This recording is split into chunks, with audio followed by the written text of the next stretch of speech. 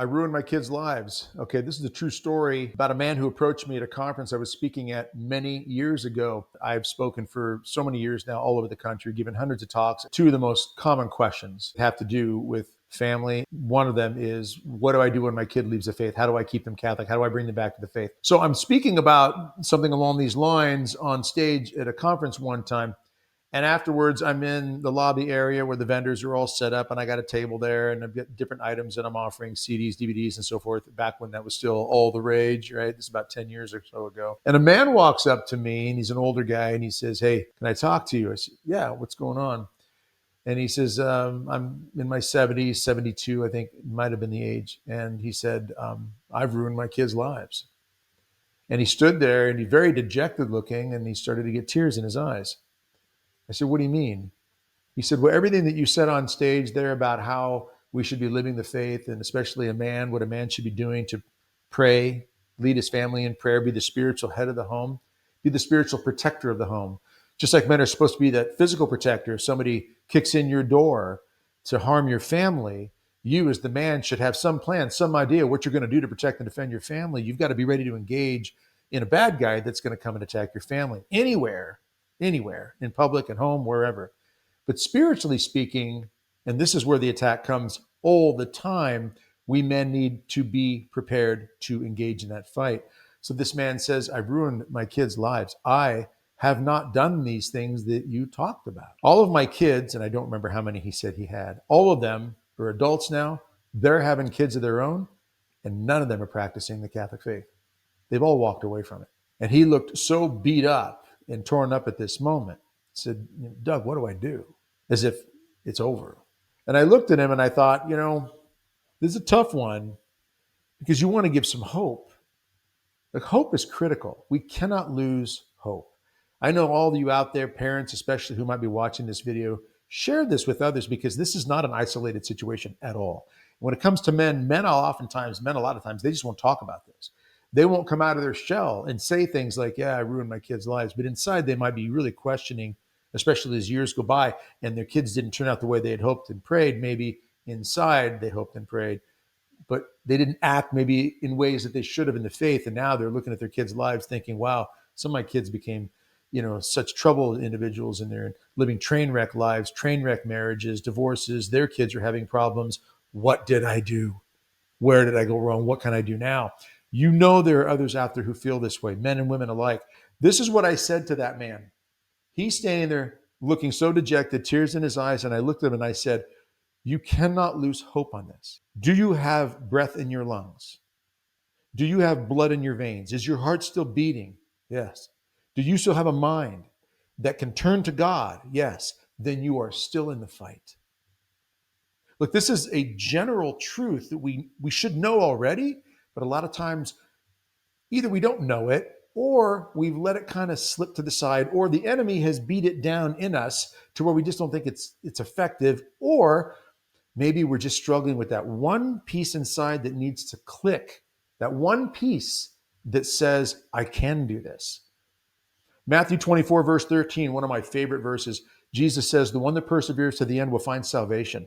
The one that perseveres, in other words, doesn't quit, doesn't give up. Why do we like all the Rocky movies, whether you like the acting and the script or not? What the Rocky movies, the famous Rocky movies with Sylvester Stallone, "Yo, Adrian."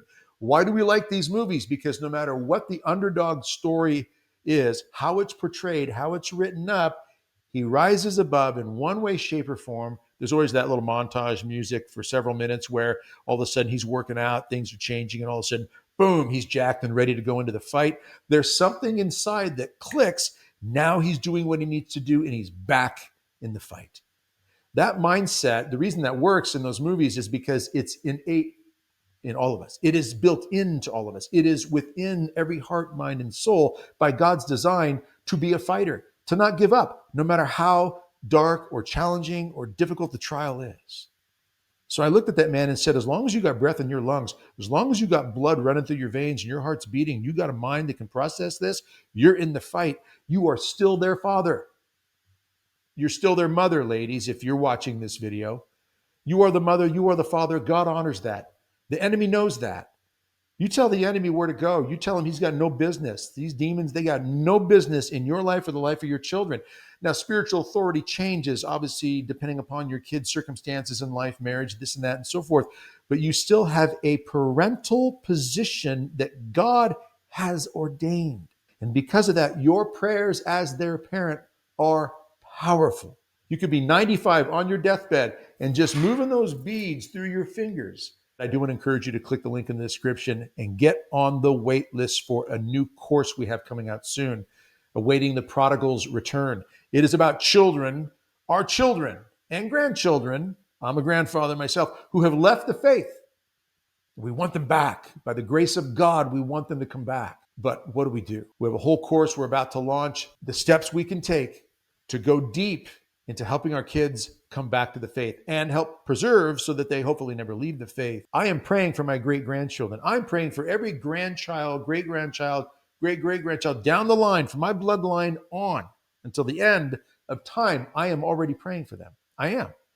My daily rosary, I pray this rosary daily, and I pray for all of the children, grandchildren, great-grandchildren, and so forth that will come from my bloodline.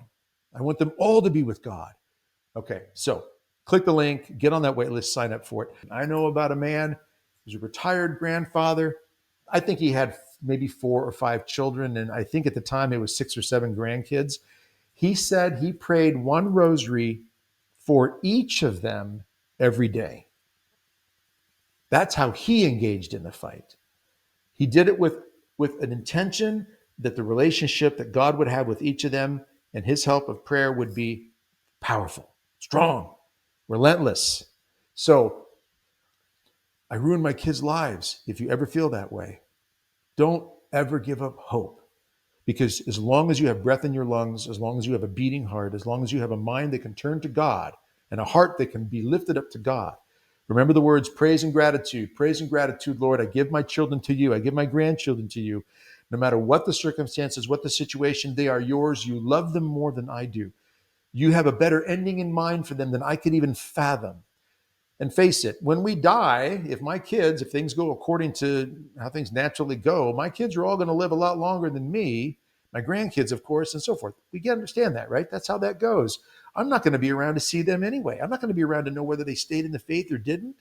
Even if they're all in the faith right now, they might not be after you die. They might go through a hiccup or a challenge or an obstacle in life, but we have to trust that God's going to bring them back in the end.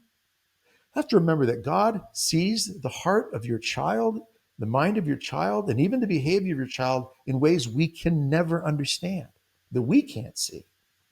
He understands and recognizes, because he's God, the culpability, the true vulnerabilities that they have, the wounds, all of these pieces of their lives, their personalities, all of it in ways we can't even understand. Think about this. When we have these children given to us when they're young, and we think, if I can just give them more rosaries and more saints and more lives of saints and more prayers and just cover them in all this, and that will protect them and take care of them. And then something happens and they leave the faith, or something really struggles in their life and something goes kind of haywire, and we think, why? How did this happen? Sometimes that's because we're trying to control the situation. As I said in a previous video, you can check it out on the channel here. I talk about how the things that we're doing wrong, the one main thing that we do wrong sometimes when it comes to helping our kids in their faith and keeping them Catholic, a lot of that is a control issue. Go check out that video. But that's an important thing for us to remember. We have to trust in God's grace. So for all you men out there in particular, but even you ladies out there who feel like because of how you lived your faith and how you raised your kids, you may have ruined their lives, that's how you might look at it. Don't look at it that way. That's not how God looks at it. If there's anything in your heart that is turning around and changing right now and realizing that you want to grow in holiness, you just take that and use that as a powerful tool to cooperate with God's grace and let him do what God can do. Remember, and I'll wrap it up with this. He sees the chessboard. We're that little pawn down here. We're that little rook. We're that little bishop over here that he's moving around. He sees it from up here. He knows what he's doing. He just wants to know that we will cooperate with him. Detach, submit to him, detach from the things that interfere with us becoming closer to him. One simple example of that is this. A bird, it is said, can be held back from flying free by a heavy rope or a thin thread. So detach from even the thin threads and know that God is the one that does the changing, the converting, the strengthening. He uses us, but he's the one that really does it. So, have you ruined your kids' lives? Maybe some of your choices haven't been the best. Maybe it has caused some obstacles. Maybe there's been some things that have been traumatic, and there's some things you need to change and maybe apologize for. As long as you got a heartbeat, as long as you got breath in your lungs, and you can lift your mind and your heart to God, you're still in this fight.